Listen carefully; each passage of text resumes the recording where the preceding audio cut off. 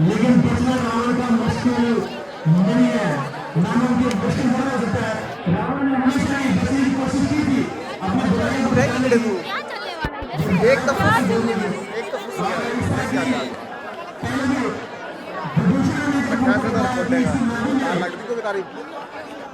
नदी में उतरना है तो हमारे संस्थान के वो ग्राम उतार दी, वो पकड़ भट्टाचार्य लिया। क्या जी हुआ, क्या होगा? वहाँ पर ना वायर लगा है, हाँ। उस वायर में रॉकेट रखेंगे। Okay okay. रॉकेट को जलाएंगे, वो वहाँ उसके पेट में ना होल है, उसके होल पेट में में चलाएंगे। हाँ, वहाँ पेट्रोल डाला हुआ है। पेट्रोल है?